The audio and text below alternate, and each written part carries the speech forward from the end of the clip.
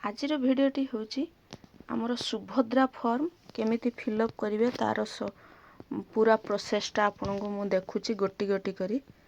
Fast लेखाई संपूर्ण नाम आधार अनुजाई ए form T fill up करिया पई हेले आधार कार्ड आपनको पाखरे रखिया पई पड़िबो एवं आधार कार्ड अनुसार आपण फिलअप करिवे। फास्ट लेखाई संपूर्ण नाम आधार अनुजाई आधार कार्ड रो आपणकर जहाँ नाम अच्छी से नामटी को लिखिए। आधार अनुजाई मोर नाम अच्छी अनुपमा जेना मु अनुपमा जेना लिखी एवं तापरे अच्छी आधार संख्या आपन लिखिए मोर अच्छी 540166859685 आपणकर जहाँ थी आपण आधार संख्याटी लिखिए। तापरे अच्छी आधार कार्ड अनुसार आपणकर स्वामी बा पितांक नाम जदि आधार कार्ड रे आपणको पितांक नाम थिबो पितांक नाम लिखिए जदि स्वामी नाम थिबो स्वामी नाम लिखिए। तापरे कौन जन्म तारीख आधार कार्ड रे जो डेट अच्छी से डेट लिखिए। फास्ट कौन दिन first date then month then year. तापरे वर्गरे राइट टिक मारिए माने ठीक चिन्ह मारिए। जदि आपणकर साधारण जाति साधारण रे टिक मारिए। साधारण रे आमर बिलोंग्स करूची जनरल कास्ट ओबीसी कास्ट एवडा सब बिलोंग्स करूची। आउ अनुसूचित जाति माने एससी वर्ग आउ अनुसूचित जनजाति माने एसटी वर्ग रे जाउची। आ जदि शारीरिक भिन्नक्षम हेतिबे हाँ मारिवे जदि शारीरिक भिन्नक्षम न थिबे ना मारिवे।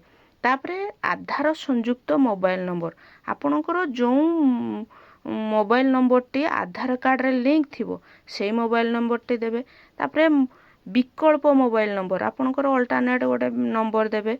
तापरे होची एड्रेस कौन आपणको जिला जहाँ जिला लिखिए। तापरे ग्रामांचल निमंते जदि ग्राम रे रहउथिबे ताने ग्राम लिखिए ग्राम पंचायत लिखिए ब्लॉक लिखिए। मोर ग्राम कासिमपुर पंचायत बड़पाड़ ब्लॉक रेमुणा आपणकर जहाँ जहाँ हेतिबे आपण लिखिए। तापरे जदि सहरांचल निमंते हेतिबे जदि जे सहर रे वास करथुए से तांकर फिलअप करिए। जदि आपण ग्रामांचल रे वास करथुए ग्रामांचल रे 10 नंबर टी फिलअप करिए। जदि आपण सहरांचल रे रहउथिबे ताहले 11 नंबर रोटी आपण फिलअप करिए।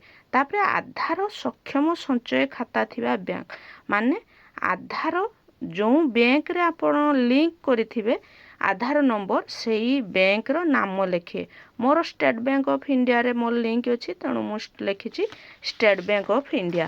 तापरे कोन नेक्स्ट एटा ख वर्ग एई भागटी पूर्व भागटी गला क विभाग ए भागटी ख विभाग। ए भागटी कोन ना आपण एत द्वारा घोषणा कराउछि जे पूर्व पृष्ठारे उल्लेखित तथ्य मोर ज्ञान अनुसार सत्य अटे। ए सबु आपण जदि ए सबु को सबु नियम माने आपणको पाखरे प्रयोज्य होउथबो ताहले आपण सुभद्रा योजनार फायदा उठाई पारिए। ता माने कोन फास्ट देइछ मु ओडिशार बासिंदा अटे हाँ ओडिशार बासिंदा हेले जेकी पाइबे ताहले ठीक मारिबे। 1 जुलाई 2024 सुधा मोर 21 वर्ष कि ताठारू अधिक 60 वर्ष कम मेनली आपणकर 21 रु 60 वर्ष भितर ही तेणु आपण आवेदन करछन्ती तेणु एठी ठीक मारिबे। मु कोनोसी राज्य किंवा केंद्र सरकार योजना अधीन रे मासिक 1500 टंका अथवा तदुर्ध वार्षिक 18,000 टंका तदुर्ध आर्थिक सहायता राशि पाई नाही। आपण एठारे पाई ना आपण जेहेतु योग्य तेणु एउडिक सबु आपणको पाई प्रयोज्य तेणु एउडिक सबु ठीक मारी देबे। सबु गुड़ा ठीक मारी देबे। तापरे कोन ना एठी आपणकर जो नियम पाई सम्मति सेटा लेखाई छि एठी आपणकर किछि करिवा दरकार नै। नेक्स्ट कोन ना आवेदनकारी को दस्तखत एठी दस्तखत मारिबे।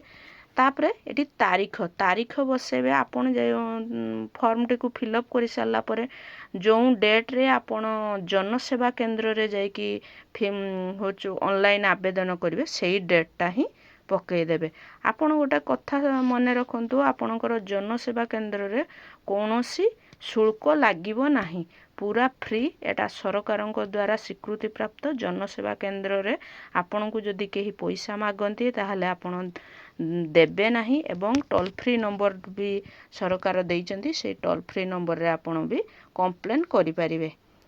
आपण जदि मो भिडियोटी କିଛି ଆପଣ ଯଦି ମୋ ଭିଡ଼ିଓଟି ଭଲ ଲାଗିଥିବ ତାହେଲେ ଲାଇକ୍ କରିବେ, ସେୟାର କରିବେ, ସବସ୍କ୍ରାଇବ୍ କରିବେ ଏବଂ ମୋ ଚ୍ୟାନେଲଟିକୁ